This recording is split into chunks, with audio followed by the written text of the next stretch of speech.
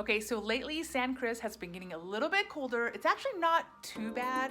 It's low 40s at night, but improving our fire making skills is always an important thing. So I'm gonna show you how I've been building my fire, just so you can see how I do it. There are many places that actually deliver firewood to your house, as well as places that deliver ocote, which is kindling that has been soaked in some type of flammable liquid that really does help get the fire going. My most successful method is what's called a reverse fire, which basically means, unlike a traditional fire where you do like a teepee and then you put the fire underneath and then the fire goes up, I actually kind of stabilize the bottom with large pieces of wood, put the kindling on top, and then I let the fire burn down. And for whatever reason, this method seems to work the best for me, so let me just show you how we do it. So first, this is my fireplace, but I have lots of stuff around it. So I'm gonna move everything out, but these are the woods I've burned before. That's the ocote, and that's the wood that I'm going to burn today. So I just put the wood not too far, honestly, from the fire. That's Henry munching away right now. I think these are burnt a little too much to use again. But I'm gonna keep it in the fireplace just because, I don't know, maybe it'll burn. It seems like a waste to throw it away when it might just burn. Okay, so I start by taking the 3 fattest ones, which these aren't too fat, but nonetheless, and I create like a base. My goal is so that the fire can have some air underneath it, because I don't have a grate and honestly have no idea where to get one. So this is kind of serving as my grate. I actually had to squeeze them in a little bit because the other pieces of wood was too small, but that's essentially what I do. And you'll notice that I put it as far back as possible because, and you can't tell at all, but there's, the top of my mantle is here. So I don't want any smoke coming in this way. My hand's all sooty. And so the farther back I put it, the bigger the chance that the fire is gonna go back there, which is of course my goal. And then I'm gonna get 1 packet of this ocote, cut the little rope. So there were 3 in it. I laid 2 on top, and then this one I'm actually gonna use to light the fire. Put it here for now. And I think I'm gonna interlace these in a couple of places like that, which I think means I'm gonna do like this, but this is pretty, this is pretty burnt. When I searched on YouTube and the internet on how to make a fire, and I heard about like this reverse method, there was a lot of mention of making sure that the chimney itself has been warmed up before you do the fire. Now what are you up to? Maybe, Roman, just maybe, I'm trying to heat up the flue. Oh, he's heating the flue. If it's not warmed up, then the smoke has a tendency not to go up the chimney, but rather into the house, which of course is not what we want. The 2 methods they mentioned, one was to like light something on fire and kind of push it up the chimney, and the other was to use a hairdryer, which I have. If you weren't planning to, I recommend you bring one to San Cris.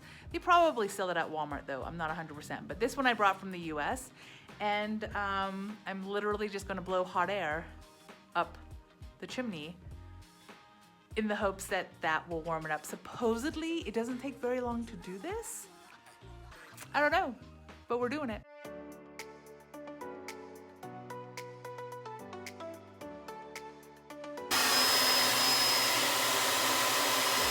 All right, and this is how I light.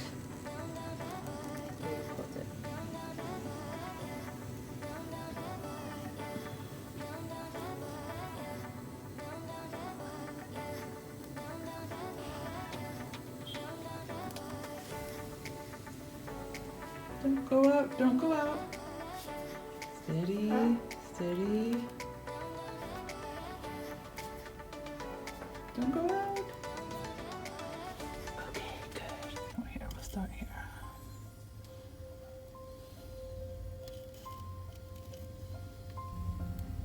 Okay.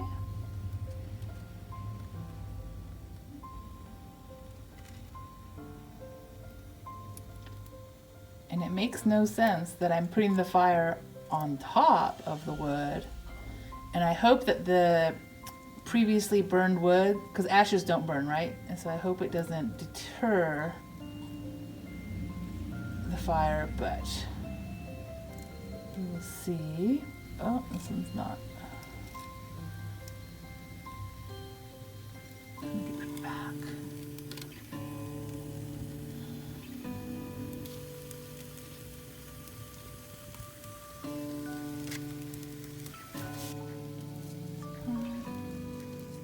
And he's like, what are you doing?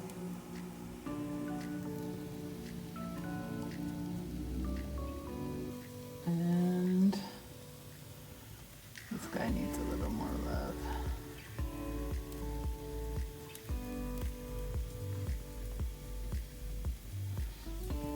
Okay, seriously.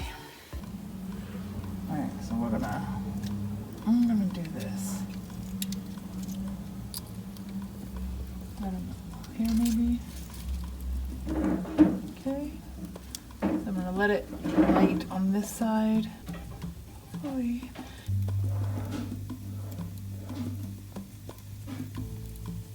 Okay. Yeah, it keeps the wind or something that keeps blowing this guy out. So I'm gonna put him there. I might add another ocote later. We'll see. We'll see if only the kindling burns. I feel like I put too much of the burnt wood on top. But again, we'll see what happens. All right, and there's no smoke coming out, which makes me very happy. We'll check it again a little later once the wood starts burning, because it just might be taking a minute.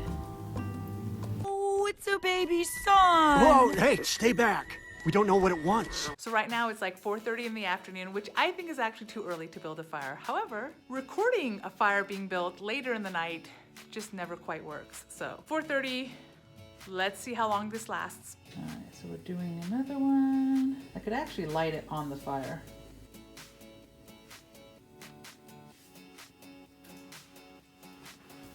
Yeah, this one's already out. So I'm gonna put it here to hopefully help. I'm gonna stick that there. As it burns this way, I'm gonna have to push it in. So the method is working, but I think I put too much of the old, like this wood, the old wood. So it might be hindering. I don't know if I can.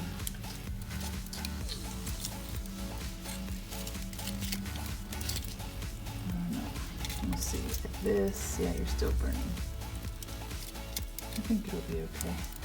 We'll see what happens. Okay, so it's hard to tell, and the newest ocote is still burning, but I'm pretty sure that the other fires you're seeing is coming from the actual wood burning now, because ocote doesn't generally burn that long. So it's only been like 10-15 minutes since I put the fourth piece of ocote in. We're doing good. Generating a decent amount of heat for this room. Obviously this really only warms up the living room, so it should keep this warm for as long as it burns. And my house, I feel like, retains a decent amount of heat, so I think we'll be good. Some general safety guidelines. No shenanigans under my watch. You probably should not be recording while you are building your fire because you are minus one hand. Obviously nothing happened here, but you want to have two hands ready to go. You want to be in the room of the fire. You never want to leave a fire unattended. Not that you have to stare at it the whole time, but if I were in the bedroom or someplace where I couldn't see the fire, that would be a concern that something happens in here and I can't respond quickly because I didn't know about it. I do not have a fire detector here. There's no like automatic system where somebody's gonna know to come and help me with my fire. So the fire department is very different from the US. I don't know the ins and outs, but we've definitely had fires here in San Cris that has allowed an entire house to burn down. So just keep in mind general fire safety. Have a method, have an idea of how you think you're gonna put the fire out if something weird happens. I don't have a screen in front of the fire. I have no idea where I would even buy these things. Maybe Walmart has it, I don't know. Somebody probably does have it, but either way, I don't have these things. And so again, being in the room means that if the fire happens to jump out of the fireplace, I can respond much faster because I'm in the room. If something happens or something comes flying out of the fireplace, we're gonna be talking about like a small small ember. We're talking about nothing major. So I'll be able to quickly get rid of that, probably just by hitting it. Get out! Out! Lay off, babies! But either way, it should be good enough to maintain.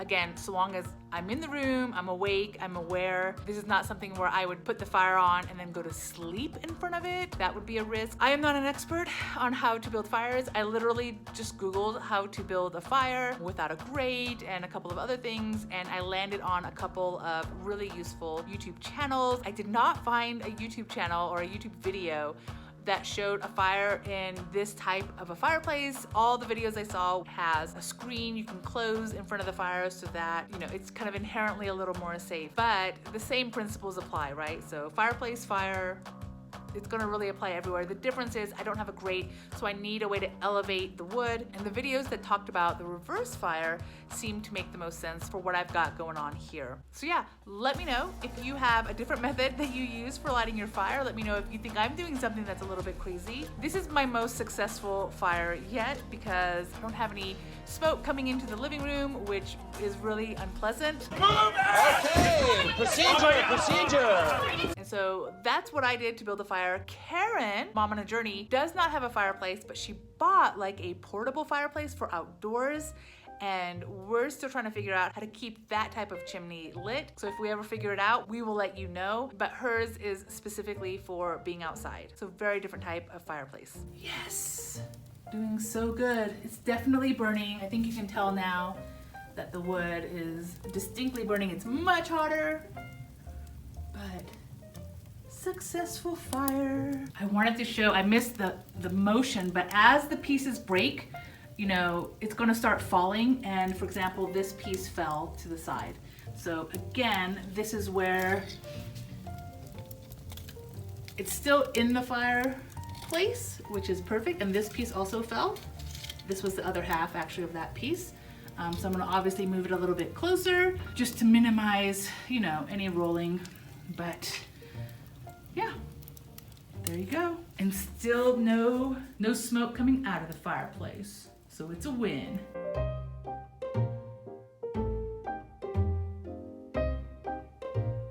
I'll also note that today is not especially cold, so I didn't want to have like a crazy roaring fire. If I wanted to build a larger fire, what I would do is I would still put those 3 pieces of wood at the bottom. I would put about 3, you know, laying across from it, and then I would just put even more on top of that.